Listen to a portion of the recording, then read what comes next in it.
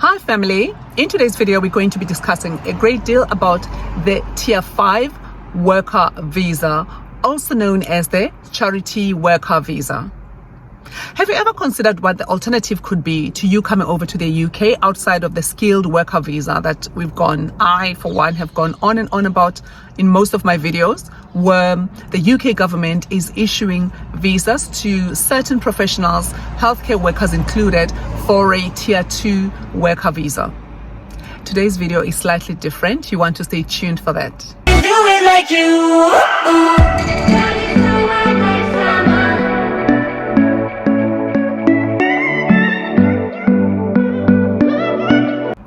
I'm Daphne, by the way. If you're new to the channel, I'm Daphne. I bring you insights about job opportunities in the UK, support thereof, immigration matters, as well as matters relating to health and well-being, fitness, and the like. And for my returning subscribers, I thank you for returning. I thank you for sharing my videos, for liking. So if you're new to the channel, please subscribe to the channel. Don't forget to like this video as well. This would help more people on YouTube to see the video, and hopefully more people get helped by the information I share here. Stay with me till the end of the video. I thank you for being on the channel. So very little is known about this visa that has been around for quite some time, but just not so well known in many circles. So today's video is going to enlighten you on what this visa is all about, as there are already people who are on it in the UK for quite some time, and not many people were aware of it. Are you the person that wants to move over to the UK with your family and perhaps cannot be bothered or feel like IELTS is too much of a cumbersome process for you? This visa will be the one for you to look into and see how you can utilize its unique proposition and offers to benefit yourself. Come over to the UK with your family, by yourself. It's entirely up to you and your circumstances, of course. So I hear you ask, what's a charity worker visa? You're wondering. This is a type of visa that will be issued to you by a charity organization in the UK, where they'll be happy to have you come over and work for their organization for unpaid work. Underline unpaid work. Yes. So this is the charity worker visa. So like with many other visas, including the one I was on, Tier 2, you are not entitled to public funds. So meaning the state cannot help you with any benefits. If you were to be jobless or homeless, you cannot claim benefits. In essence, that's what it means. It's not unique to this visa. Even Tier 2 that I've been on until recently also had the same conditions, and that's the condition that needs to be adhered to by anyone on that visa. So it's not quite unique to this charity worker visa, the public funds criteria. Having said that, this visa entitles you to doing voluntary unpaid work, and you also cannot take a permanent job whilst on this visa. Now, so in summary, it's a visa that's issued to foreign nationals or anyone that wishes to come into the UK for a short period of time in this instance defined as 12 months, where you're willing to come and do charity work, unpaid charity work for a voluntary organization within the UK, where you will not have any recourse to public funds, as well as not be able to take a permanent job anywhere else. So before you become despondent, let's talk about the positives, or what I see as the pros of this charity worker visa. The first one for me would be the fact that you're able to take a second job within the same sector that you're volunteering for up to 20 hours per week, where you can be paid some money. Okay, so 20 hours per week in the same sector or similar category that you are volunteering for up to 20 hours per week, and you will be compensated for these hours. Two, the fact that you have an opportunity to study further and develop yourself into whatever else you may have wished to study for in the UK whilst you are here for the 12 months. The third benefit is the fact that you can bring your spouse along with. This is your husband, your wife, your partner. They are free to come with you on this charity worker visa.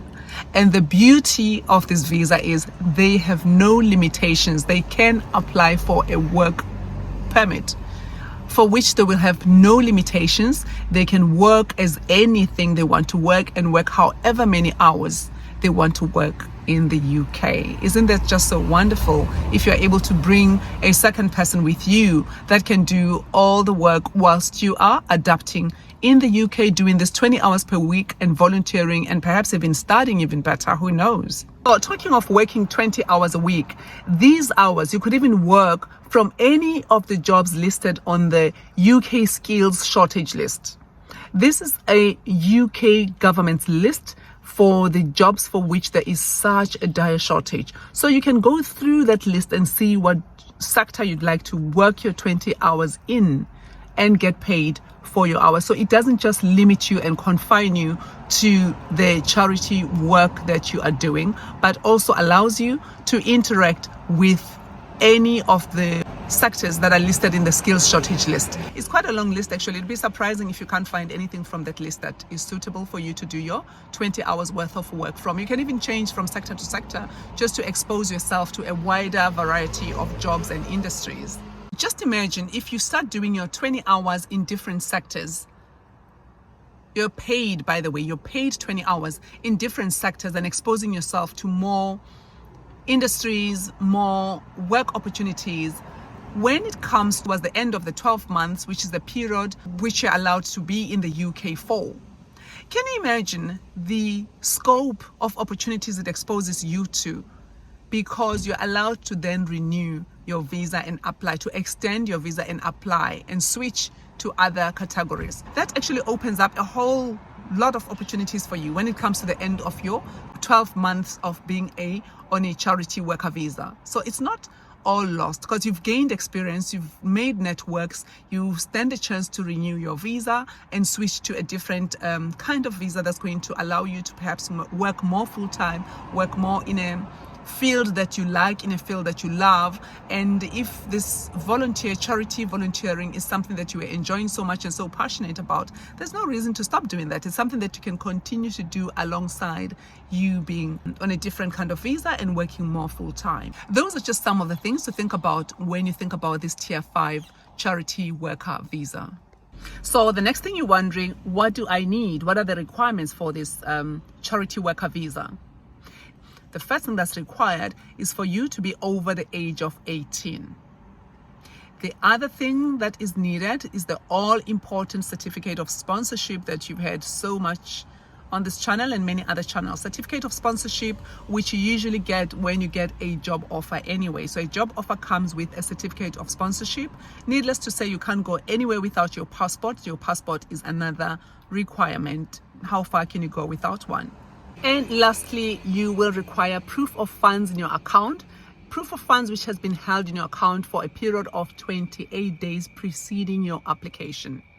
However, for many employers, including my own when I came over to the UK, they did make a reference on the certificate of sponsorship that they will be supporting me in the first month. This is not unique to me alone. Many employers do that in the UK. So it's something that would be so important to perhaps bring up at the interview stage and ask whether you will have that note made on your certificate of sponsorship in such a way that you don't need to worry about having funds. But I think for preparation's sake, have your funds ready in any case 28 days prior to applying for this. If you don't need the funds, you don't need the funds.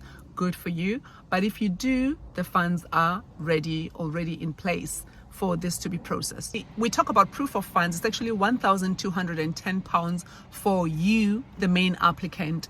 That is going to reflect in your bank statement, as we say, back to 28 days preceding the date of the application. Other additional charges to be paid are your health surcharge, which is £624 per applicant, as well as the cost for your visa application, which is £259 per applicant. You will also need proof of funds for your spouse as well as for your children dependents if you will be bringing children along with you at the same time.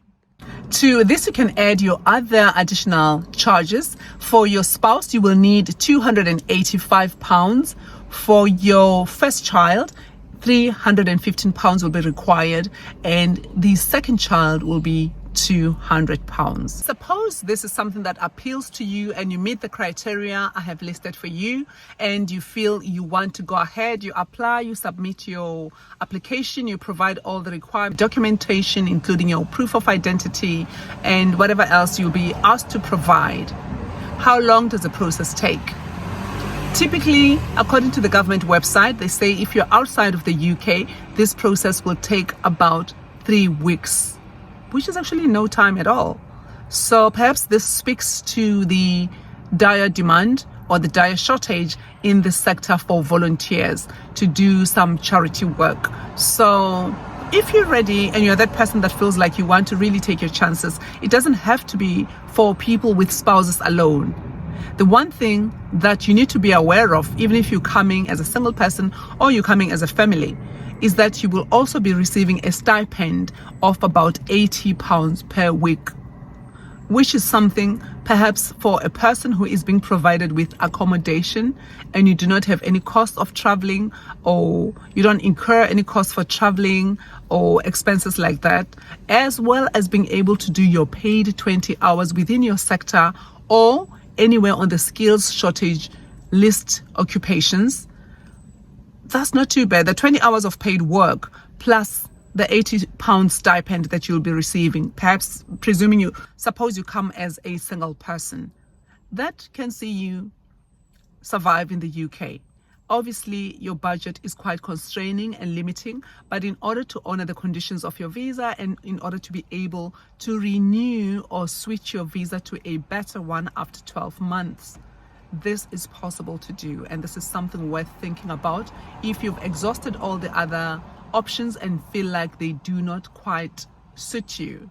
This is one to spend some time pondering on.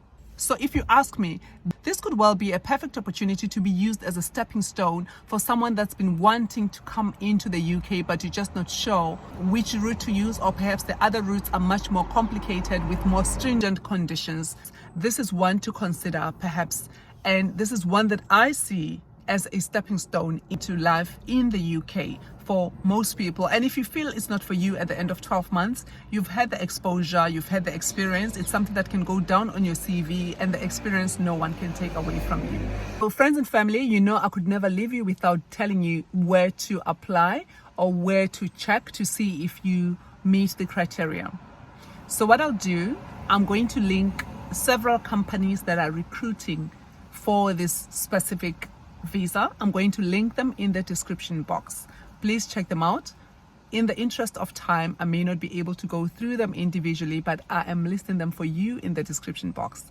Don't forget to subscribe to this channel, like the video, share the video with your friends and family.